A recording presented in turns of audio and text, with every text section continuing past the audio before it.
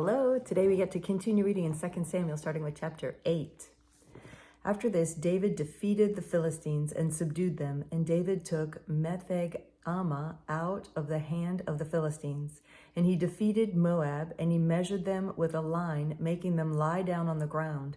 2 lines he measured to be put to death, and 1 full line to be spared. And the Moabites became servants to David and brought tribute.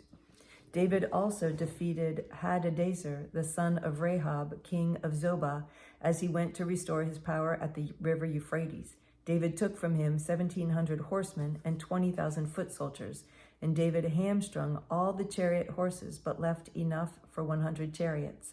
And when the Syrians of Damascus came to help Hadadezer, king of Zobah, David struck down 22,000 men of the Syrians. Then David put garrisons in Aram of Damascus, and the Syrians became servants to David and brought tribute.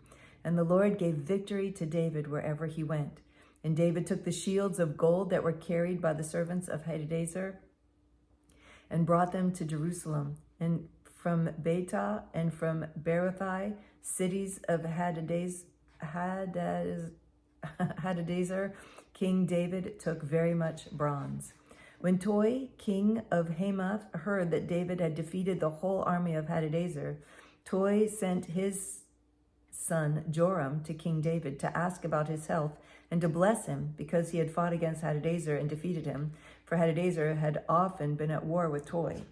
And Joram brought with him articles of silver, gold, and bronze. These also King David dedicated to the Lord, together with the silver and gold that he dedicated from all the nations he subdued, from Edom, Moab, the Ammonites, the Philistines, Amalek, and from the spoil of Hadadezer, the son of Rehob, king of Zobah. David made a name for himself when he returned from striking down 18,000 Edomites in the Valley of Salt. Then he put garrisons in Edom. Throughout all Edom he put garrisons, and all the Edomites became David's servants. And the Lord gave victory to David wherever he went. So David reigned over all of Israel, and David administered justice and equity to all his people. Joab, the son of Zeruiah, was over the army, and Jehoshaphat, the son of Ahilud, was recorder, and Zadok, the son of Ahitub, and Ahimelech, the son of Abiathar, were priests, and Sariah was secretary, and Benaiah, the son of Jehoiada, was over the Cherethites and the Pelethites, and David's sons were priests. Chapter 9. And David said, "Is there still anyone left of the house of Saul, that I may show him kindness for Jonathan's sake?" Now there was a servant of the house of Saul whose name was Ziba, and they called him to David.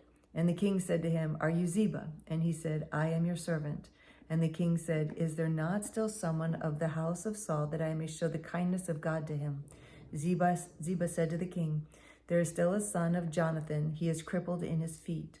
The king said to him, "Where is he?" And Ziba said to the king, "He is in the house of Machir, the son of Ammiel, at Lo-debar." Then King David sent and brought him from the house of Machir, the son of Ammiel, to Lo-debar. Mephibosheth, the son of Jonathan, son of Saul, came to David and fell on his face and paid homage. And David said, "Mephibosheth." And he answered, "Behold, I am your servant." And David said to him, "Do not fear, for I will show you kindness for the sake of your father Jonathan.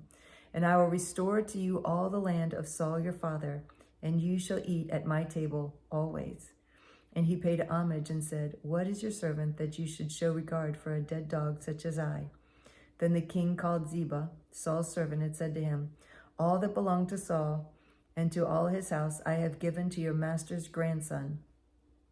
And you and your sons and your servants shall till the land for him, and shall bring in the produce, that your master's grandson may have bread to eat.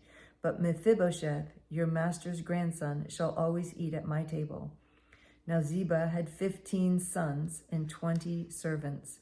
Then Ziba said to the king, "According to all that my lord the king commands his servant, so will your servant do." So Mephibosheth ate at David's table like one of the king's sons. And Mephibosheth had a young son whose name was Micah. And all who lived in Ziba's house became Mephibosheth's servants. So Mephibosheth lived in Jerusalem, for he ate always at the king's table. Now he was lame in both feet. Okay, and then this chronological Bible jumps to 1 Chronicles 18, verses 1 through 17, and it's exactly the same word for word of what we just read in 2 Samuel 8 and 9. So, or actually just 8. So I'm going to not read it again, but I read through it. It's word for word. Psalm 60. Yea, O God, you have rejected us, broken our defenses. You have been angry. O restore us. You have made the land to quake. You have torn it open. Repair its breaches, for its totters. You have made your people see hard things. You have given us wine to drink that made us stagger. You have set up a banner for those who fear you, that they may flee to it from the bow. That your beloved ones may be delivered. Give salvation by your right hand and answer us. God has spoken in his holiness. With exaltation I will divide up Shechem and portion out the vale of Succoth. Gilead is mine, Manasseh is mine, Ephraim is my helmet, Judah is my scepter, Moab is my wash basin. Upon Edom I cast my shoe. Over Philistia I shout in triumph. Who will bring me to the fortified city? Who will lead me to Edom? Have you not rejected us, O God? You do not go forth, O God, with our armies. O grant us help against the foe, for vain is the salvation of man.